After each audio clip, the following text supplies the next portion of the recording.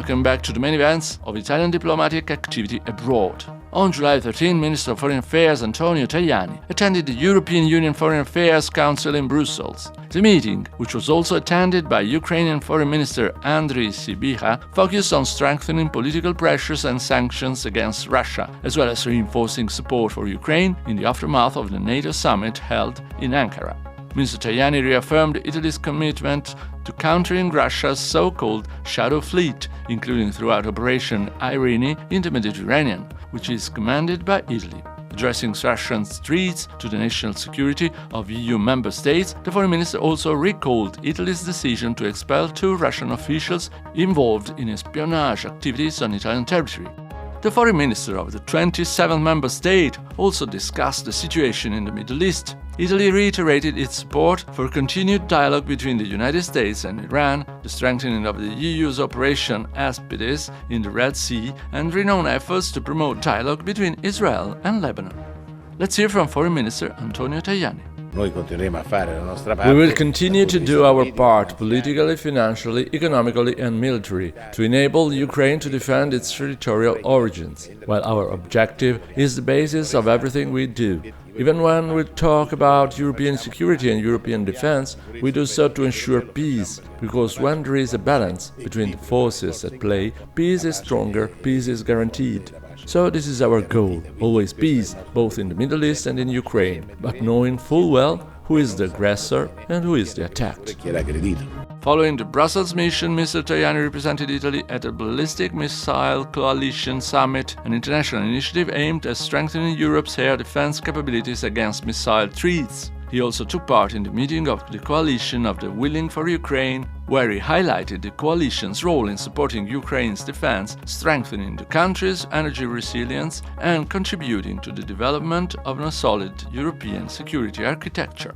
He also emphasized the importance of ensuring Europe's participation in future negotiations while reinforcing European and Euro-Atlantic coordination.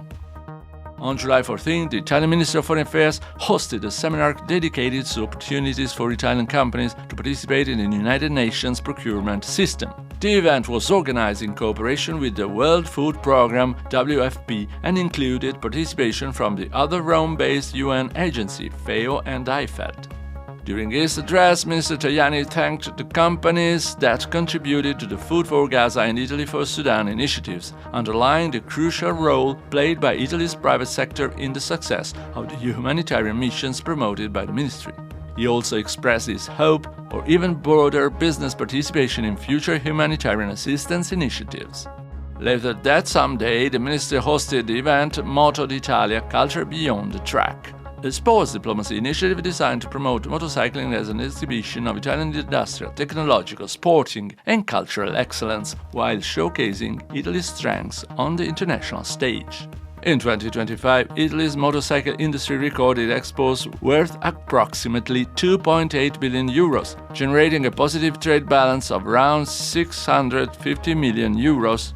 During the event, Minister Tajani also presented official plaques to the newly appointed ambassador of sport diplomacy.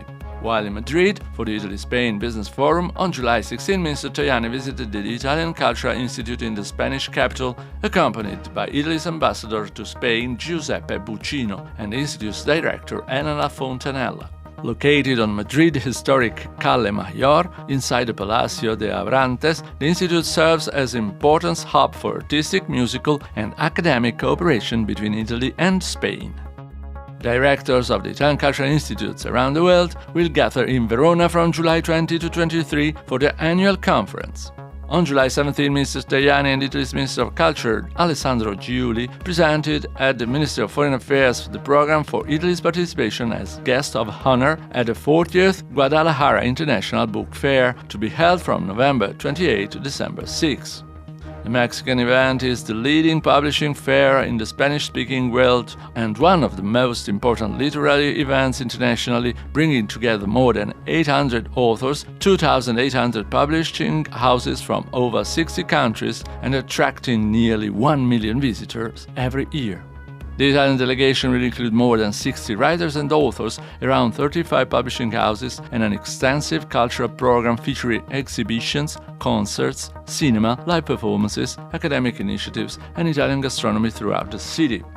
Deputy Minister of Foreign Affairs Edmondo Cirielli traveled to Brussels to meet the Executive Committee of the Italian Initiative Group, which brings together Italy's leading businesses association, major industrial groups, banks, companies, research institutions, universities, regional governments, autonomous provinces, and chambers of commerce. During his visit, Deputy Minister Cirielli also participated in a conference of the European Parliament focusing on the challenges, opportunities, and future prospects of artificial intelligence within the European Union. He highlighted Italy's commitment as one of the first member states to implement the European regulatory framework on artificial intelligence through concrete national legislation. And the Secretary of State for Foreign Affairs, Maria Tripodi, representing Minister Tajani, attended the European Union Gulf Cooperation Council High-Level Forum on Security and Defense, as well as ministerial segment of the second meeting of the Palestine Donor Group. During the meeting, Undersecretary Tripodi announced Italy's contribution to the United Nations Horizon Trust Fund for Palestine, which will support recovery efforts in both the Gaza Strip and the West Bank. She reaffirmed Italy's commitment to strengthening Palestinian institutional capacity and to supporting healthcare cooperation and humanitarian assistance. And that's all for now. Thanks for your attention and stay tuned.